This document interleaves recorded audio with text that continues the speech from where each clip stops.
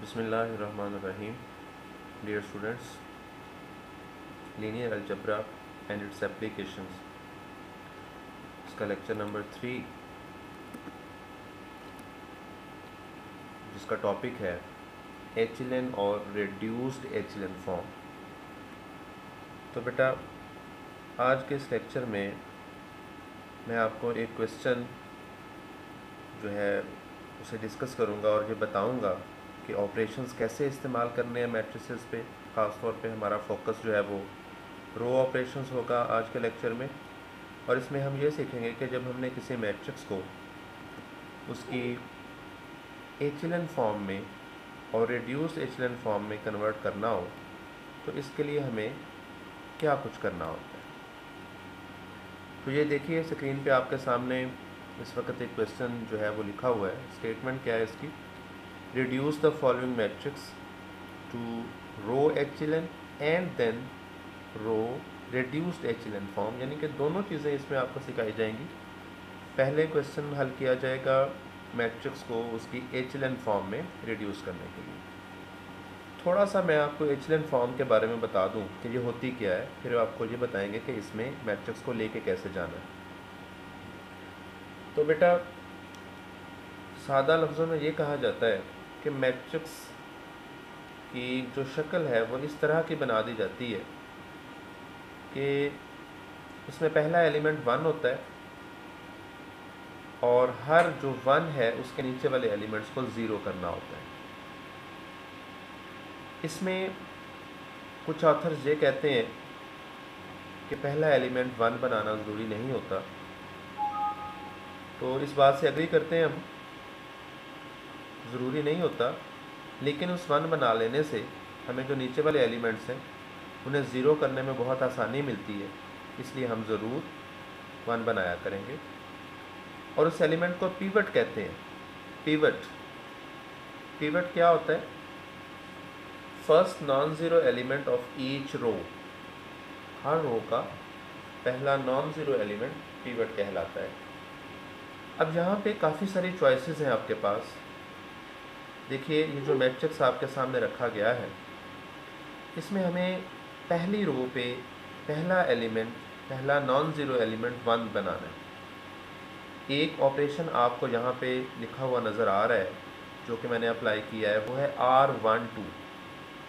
R12 मैंने इसलिए select किया कि हमारे पास दूसरी रो में 1 मौजूद है, बना हुआ है पहले से, तो हमें बहुत आसानी मिल सकती है कि अगर हम ये दो रोज़ आपस में रिप्लेस कर दें, मैट्रिक्स की कोई सी दो रोज़ को आपस में रिप्लेस किया जा सकता है, इससे कोई फ़र्क नहीं पड़ता। ये सबसे आसान रहेगा, इसलिए हमने ऐसा किया कि पहली रो को दूसरी रो से बदल दिया। अब पहली रो की जगह पे दूसरी रो आ गई है और दूसरी रो की जगह पे पहली रो आ गई है। इसे R12 कह के भी लिखा जा सकता था और R21 कह के।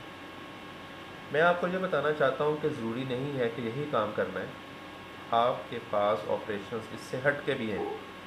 जैसे मैं आपको एक और ऑपरेशन बताता हूँ जहाँ पे कि अगर हम रो 1 में से रो 2 निकाल दें, पहली रो में से दूसरी रो को माइनस कर दें, तो भी हमारा टारगेट अचीव हो जाएगा। यहाँ पे 1 आ जाएगा, क्योंकि 2 में से 1 निकलेगा तो क्या आ जाएगा? 1 आ जाएगा। तो अगर कोई बच्चा ये ऑपरेशन अप्लाई करना चाहे तो इसमें कोई हर्ज नहीं, बिल्कुल किया जा सकता है, जैसे आपकी चॉइस जो आपको आसान लगे। फ़िलहाल हमने क्या किया, दो रोज़ की जगह आपस में बदल दिए। तो ये क्लियर हो गया आपको दो रोज़ की जगह बदलने वाला अमल? ठीक है जी, इसे आगे बढ़ते हैं। अब हमारा पिवट 1 मौजूद है पहली रो में, हमें इसके नीचे वाले जितने एलिमेंट्स हैं उनको 0 बनाना है, क्योंकि हम इसे एचिलन फॉर्म में ले जा रहे हैं। अब यहाँ काफ़ी प्रैक्टिस चाहिए होती है।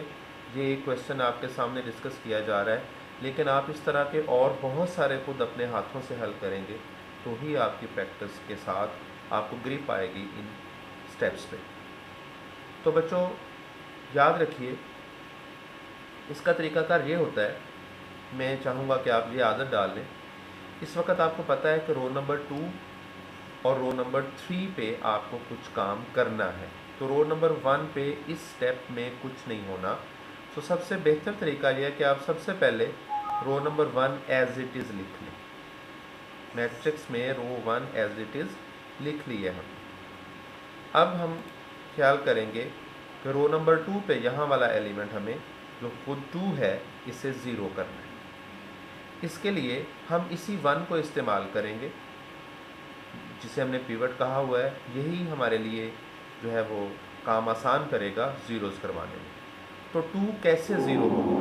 2 में से 2 निकलेगा तो ज़ीरो होगा, 2 में से 2 माइनस होगा तो ज़ीरो होगा।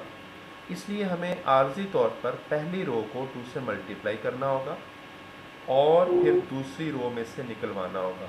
याद रहे, पहले भी बोला फिर बता रहा हूँ, जिस रो पे काम करना है ऑपरेशन लिखते वक्त उसका नंबर पहले लिखा जाना चाहिए। R2 माइनस 2R1 ये हमने ऑपरेशन डिसाइड किया है यहाँ पे ज़ीरो लाने के लिए। तो आपने ये कैलकुलेशंस में भी एहतियात करनी है। तो देखिए अब हमने एक्चुअली इस रो को फ़र्ज़ी तौर पर जहन में रख लीजिए, 2 से मल्टीप्लाई करके रखा हुआ है। ठीक हो गया जी। तो 2 माइनस 2 क्या हो जाएगा? 0। 3 प्लस 2 5 आ जाएगा। -1 -4 -5 आ गया।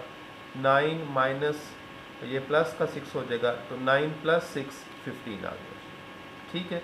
इसी तरह बेटा यहाँ पे ज़ीरो करने के लिए ये रो नंबर 3 है। अब हम रो नंबर 3 पे काम कर रहे हैं।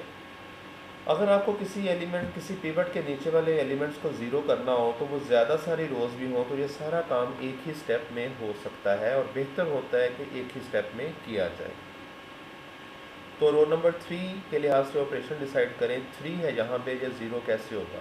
अब हम उसी पहली रो को 3 से मल्टीप्लाई करेंगे आर्जी तौर पर और फिर इसमें से माइनस करवाएंगे। तो 3 minus 3 0, 1 plus 3 4, 3 minus 6 -3, 2 plus 9 gives 11। ठीक हो गया जी। 1 के नीचे हमने ज़ीरोस कर लिए। अब ऐसा है जी कि अब हमें क्या करना है, जो अब हमारे पास शेप हासिल हुई है, अब रो नंबर 2 में आपने देखना है पिवट कौन है। मैंने आपको अभी बताया था पिवट किसे कहते हैं, first non zero element of each row. तो सेकंड रो में पहला नॉन ज़ीरो एलिमेंट कौन है? 5 है अभी यहाँ पे, इसे हमें 1 करवाना है। पिवट 1 होना चाहिए। अब यहाँ भी काफ़ी चॉइसेस हैं। 1 करवाने के लिए सबसे आसान तरीका तो ये होता है कि उस पूरी रो को उस नंबर से डिवाइड कर दें। जैसे मैं इस रो को अगर 5 से डिवाइड करूँगा तो मुझे बहुत आसानी से यहाँ पे 1 मिल जाएगा। लेकिन इस काम से कुछ क्वेश्चंस में अवॉइड इसलिए किया जाता है कि शुरू में ही या क्वेश्चन के दूसरे तीसरे स्टेप में ही अगर हमें फ्रैक्शन फॉर्म मिल गई, बटे वाली शक्ल मिल गई, तो वो आगे वाली कैलकुलेशंस के लिए थोड़ा काम लेंथी हो जाएगा। इसलिए कोई और भी, जैसे जहाँ पे मैं आपको ये बता सकता हूँ कि अगर हम दूसरी रो में से तीसरी रो को निकालें, अगर हम यहाँ पे ऑपरेशन लगाते R2 माइनस R3 तो भी हमें यहाँ पे 1 मिल जाना था। लेकिन क्योंकि यहाँ पे इसे 5 से डिवाइड करने पे कोई ओवर वाली फॉर्म नहीं आ रही थी, तो इसलिए मैंने इस पूरी रो को 5 से डिवाइड कर दिया और यूँ हमें यहाँ पे 1 मिल गया। ठीक है।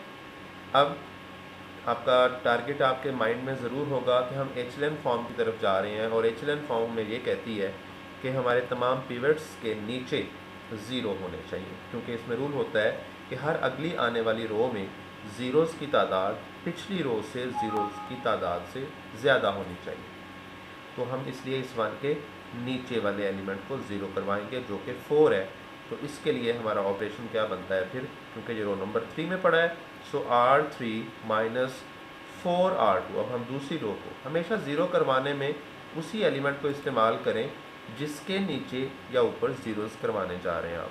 सो इसे 4 से मल्टीप्लाई करके इसमें से निकाल लीजिए। तो R3 माइनस 4R2, सो 4 माइनस 4 0, -3 + 4 1, 11 माइनस 12 -1 आ गया। तो ये यहाँ तक की जो शक्ल हासिल हुई है, क्योंकि अब देखिए नेक्स्ट भी आखिरी रो में भी पहला नॉन ज़ीरो एलिमेंट जो है वो 1 मौजूद है और इसके नीचे मज़ीद कोई एलिमेंट नहीं है जिसे ज़ीरो बनाया जा सके। तो ये हमारा एचएलएन फॉर्म तक का हिस्सा मुकम्मल हो चुका है। इससे ज़्यादा हमें इसे कुछ करने की ज़रूरत नहीं अगर हमारा टारगेट है एचलन फॉर्म पे जाने का। ठीक है, तो अगर रकम सिर्फ यहाँ तक होती कि आप इसे एचलन फॉर्म में रिड्यूस करें तो ये क्वेश्चन कंप्लीट हो चुका है, लेकिन क्योंकि दूसरा काम भी हमें कहा हुआ है तो अब हम इसका आगे वाला हिस्सा भी आपको समझाते हैं। वो इससे आगे भी काम शुरू हो सकता है क्योंकि नीचे ज़ीरोज़ कर लिए हुए हैं आपने, तो इस 1 के ऊपर एक एलिमेंट ज़ीरो करना पड़ेगा आपको और उसके बाद आखिरी 1 के ऊपर 2 एलिमेंट्स आपको ज़ीरो करना पड़ेंगे। तो इसके लिए देखिए जी, अब इस क्वेश्चन का बाकी का जो हिस्सा है वो मैं आपको बताता हूँ।